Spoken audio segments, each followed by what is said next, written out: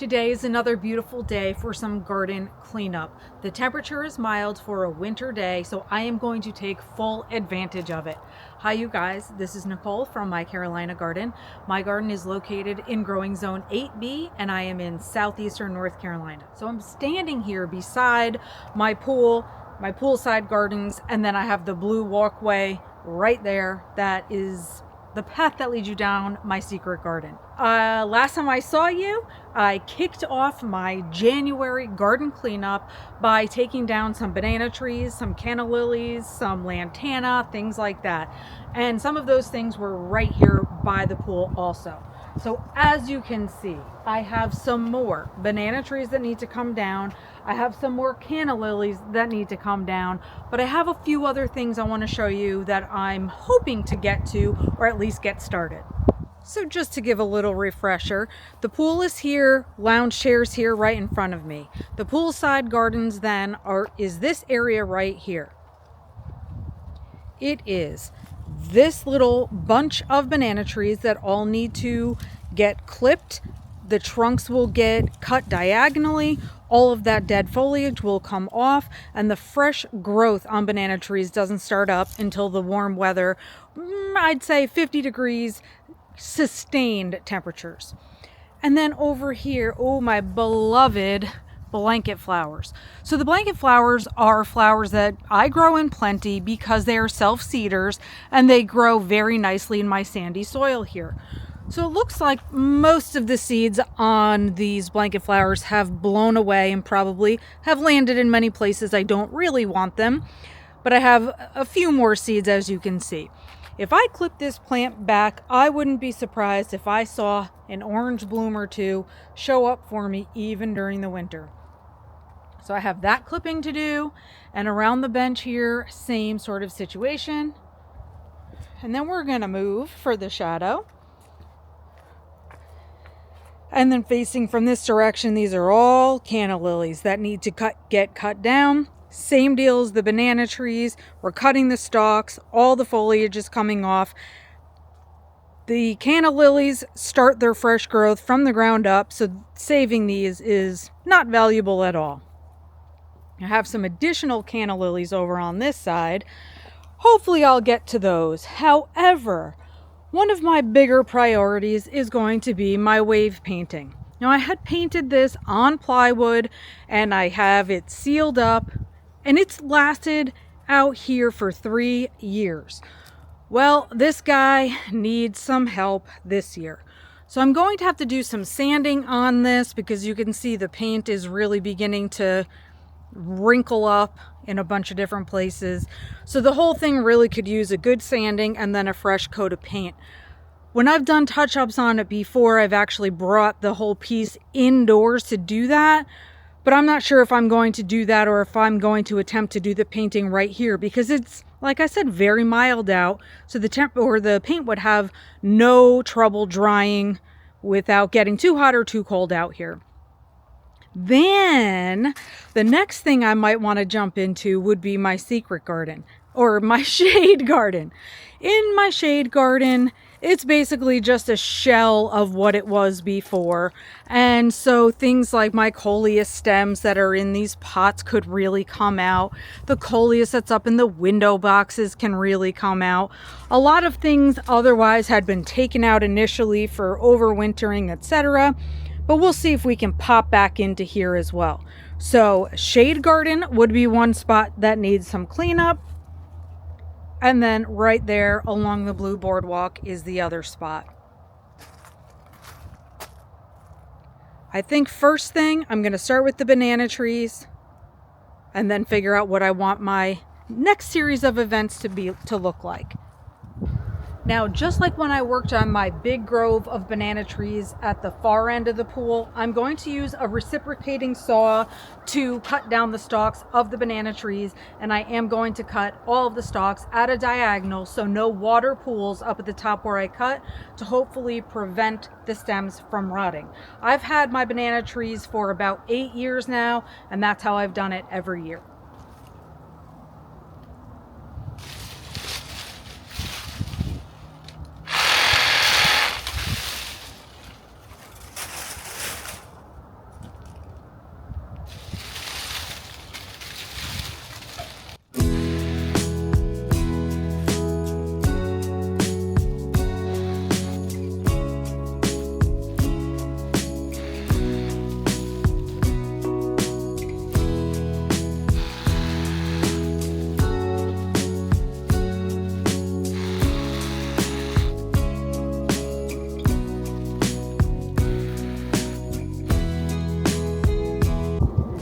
next I'm jumping into this big mass of canna lilies because this is my biggest eyesore right behind my concrete bench.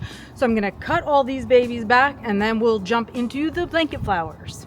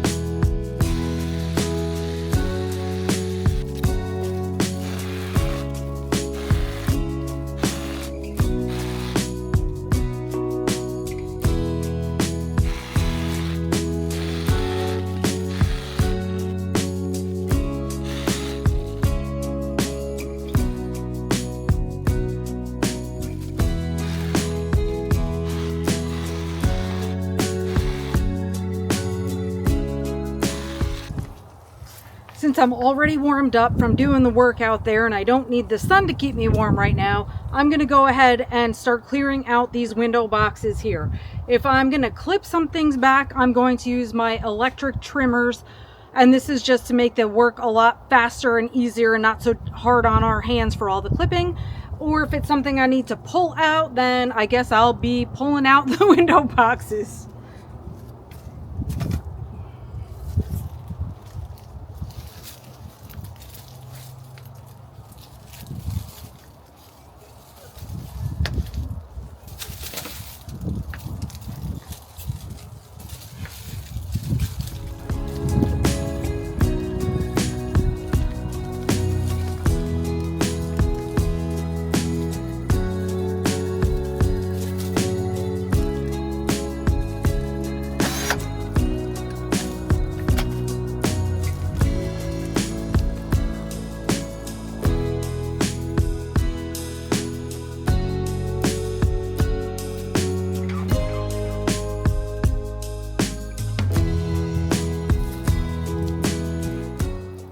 It's okay, it's okay. That's still my property there, but I like to throw away like some of these little bits of debris or little things that have soil on them and put them out by my Leland cypress trees and kind of give them a little extra nourishment as that stuff breaks down.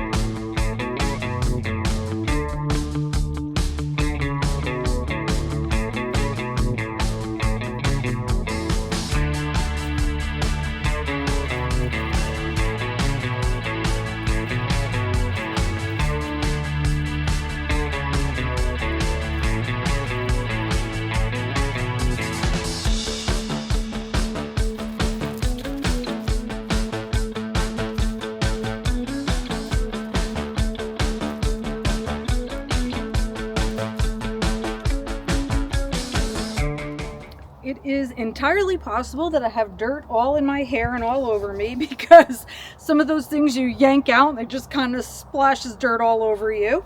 Nevertheless, Coleus Alley is more empty than it was before. My pots are now empty, and just, even though it'll be a little while before I can get Coleus outside again, it's nice to have things look clear and they'll be ready.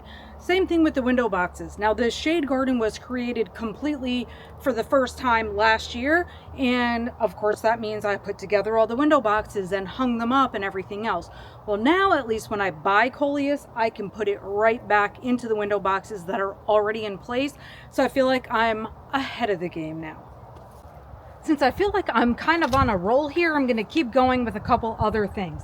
This is hardy hibiscus, or perennial hibiscus. So the stalks on this can be cut all the way to the ground because no new growth is going to start from these pieces right here. In fact, they're just very dried, kind of almost light as air sticks, if you will. So I'm going to cut back my perennial hibiscus here, and then I have a tropical hibiscus in that bluish aqua pot right there. I usually do not leave my tropical hibiscus outside, only once, and it's in the ground and it comes back perennial. That one's the first tropical hibiscus, so not meant for my zone, that I've ever left out in a pot. So it'll be a trial, we'll see. I have other hibiscus inside the greenhouse, but there just wasn't room for all of it.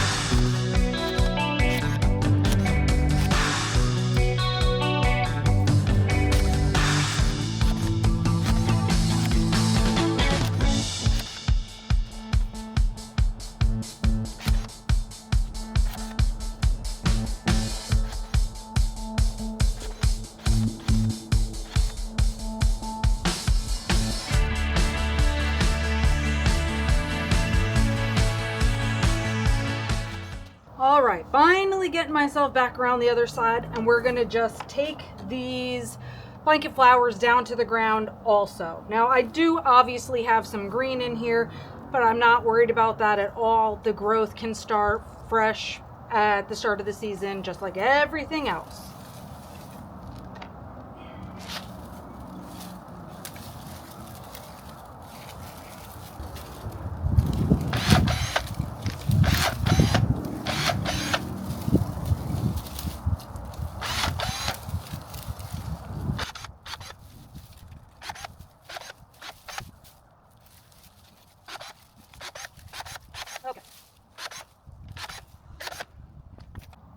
So the thing is with my blanket flowers, all of this green that you see, and I mean the little bits of green in the ground, are all new plants that are all going to start up. And then some of these other green ones that are much closer to the ground are seeds that have started themselves that will turn into much bigger plants. So I will end up having a whole ton of blanket flowers here, whether I want them or not. I love them, don't get me wrong. I'm just saying all of this are all blanket flowers.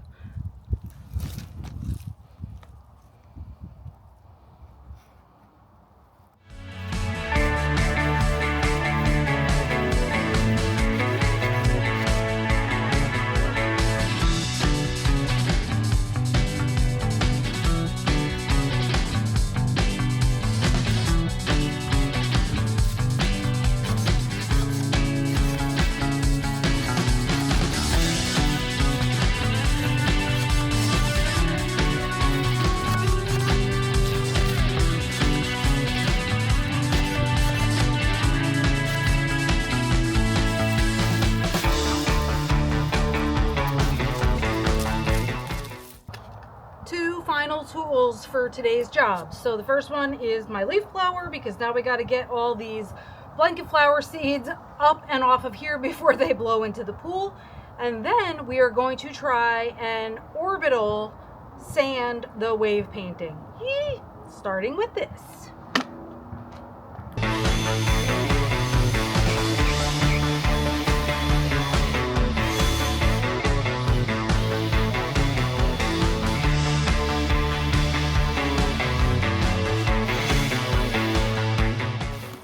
orbital is one of my trusted tools that I use all the time because I'm always working on some little project or other. Now, I have a fine grit sandpaper on here, which means it's not coarse. It's not meant to like really peel away and sand deeply.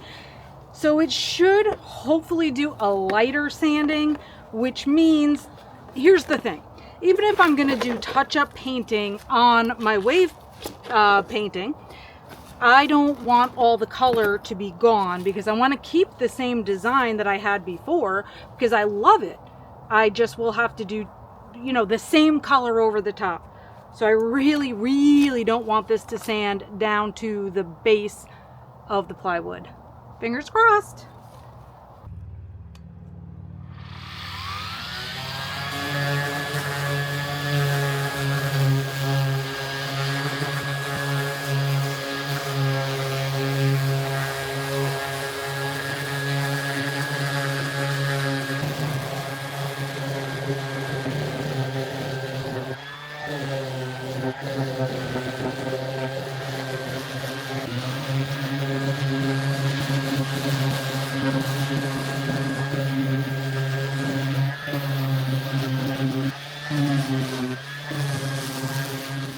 Thank heavens the sanding worked and I didn't lose my paint color underneath. So yes, of course it looks more faded because it's weathered.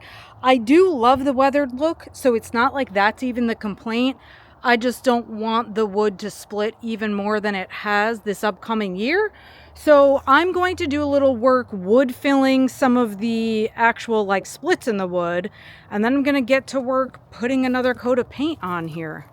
I'll show you a split up close. Well, it's hard with the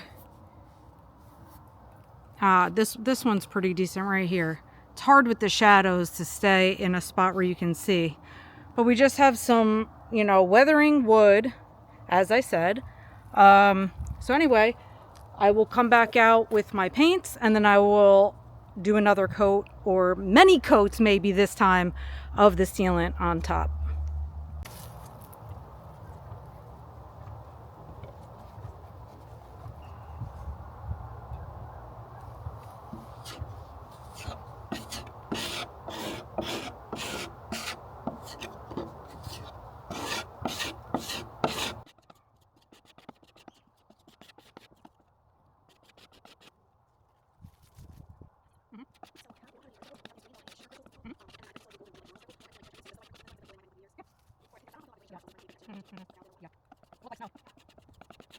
It's almost surprising to me what a gorgeous day it is because it's actually very, very hot in the sun. So I'm working on that painting over there and I'm like, yikes, I could actually use some shorts right now.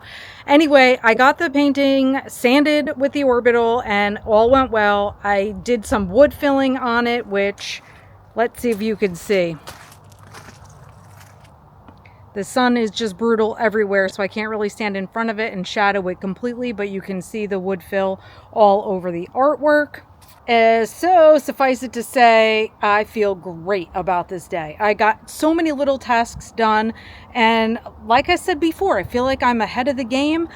Yes, because it's early, but I don't know. I'm just feeling really solid about the amount of work I got done and what I got done. So I hope you enjoyed it, because I'm not sure if you're out in your garden yet or if you've been blessed with some very mild days like this. I hope you have, because it's such a nice treat to have this happen in the winter. Thanks again for all the support. Until next time, you guys, happy planting.